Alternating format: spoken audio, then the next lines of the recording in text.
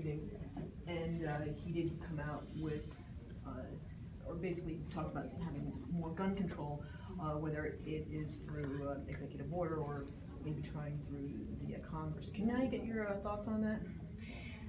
The irony, of course, of that is that South Carolina has some of the toughest gun control laws in the nation. And many of the things that President Obama says he wants nationally are in place in South Carolina. So honestly, I think it was another example of using a tragedy to advance a political agenda. This obviously isn't the first time that we've had some type of mass shooting incident in the country. That doesn't seem to happen as frequently in other industrialized nations. Do you think that there's some type of problem or something different here that's going on that needs to be addressed?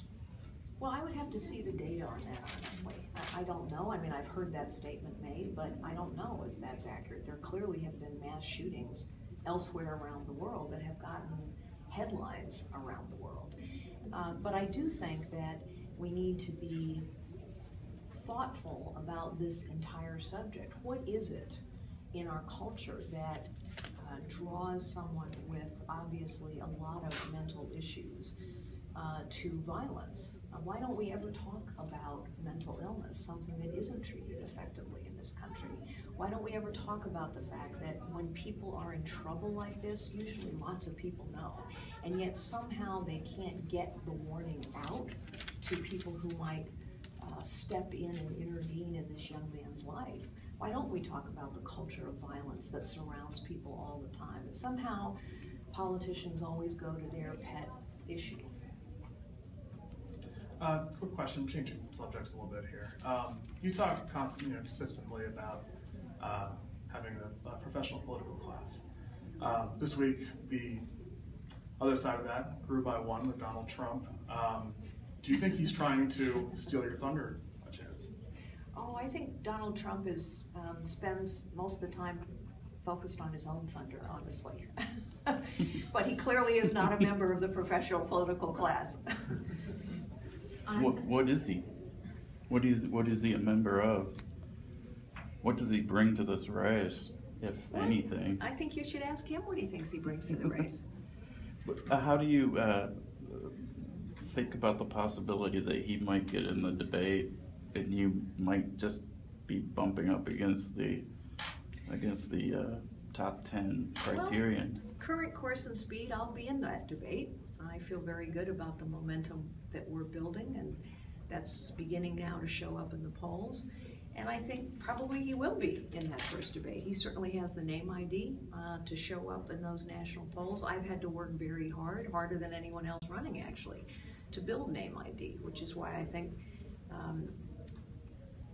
my poll numbers began very low. But I'm confident I'll be there, and my guess is he'll be there as well. Ms. Fiorina, just we can switch over to the issue of immigration. We've been hearing a whole lot about this, and one of the things that it appears that whether Democrats or your opponents within the GOP primary could hit you on are the H-1B visas, and they're essentially saying that during your time over at HP that some of these could have been issued to some of the workers. How do you plan to address that?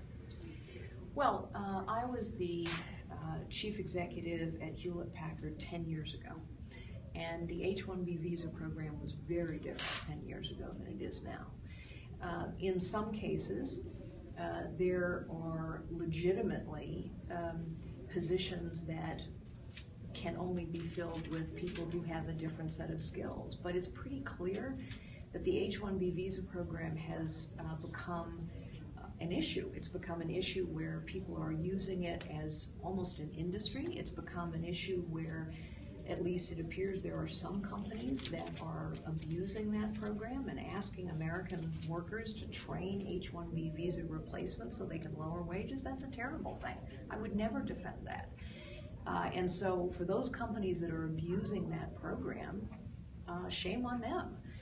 I think it illustrates yet again that we have to fix the legal immigration system.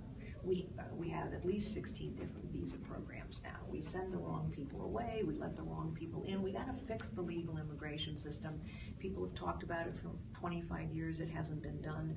I also think that this issue of H-1B visas should remind us that we really need to focus on rebuilding the education system in this country, and not just K through 12. We need to focus, I think, and invest in lifelong learning so that we are retraining people routinely, so that as they go through their lives, their skills are enhanced and improved over the course of their working life, instead of having those skills just become static.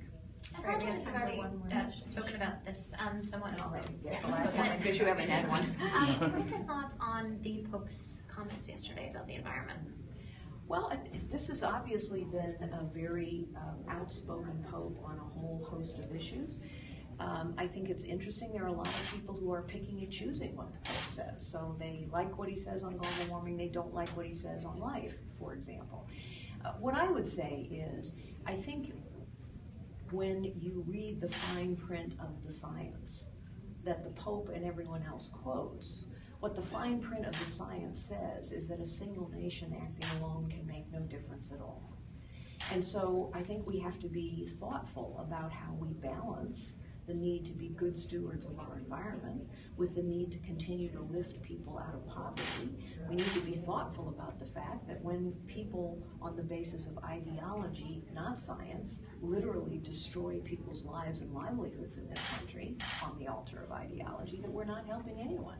So when we regulate the coal industry out of existence, we're not helping the environment. Scientists will tell us that. It'll make no difference at all. But we're destroying communities, and we're destroying jobs, and we're making energy prices higher for the middle class. And that's all about ideology. And you get the last question. You get the last question. Ms. Fiorina, since we're in Philadelphia and the last election, Mitt Romney came here just before the election. Republicans haven't won the state in over 20 years.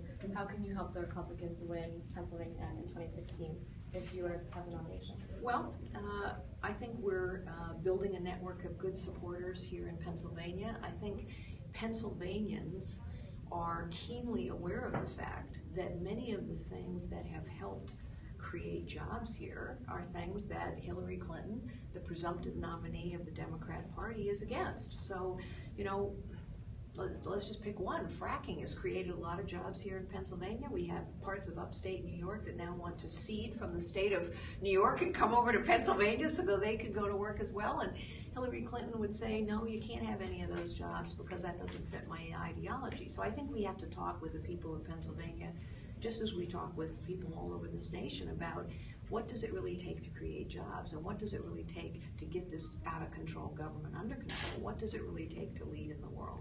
And I think we'll have a very good opportunity here in Pennsylvania.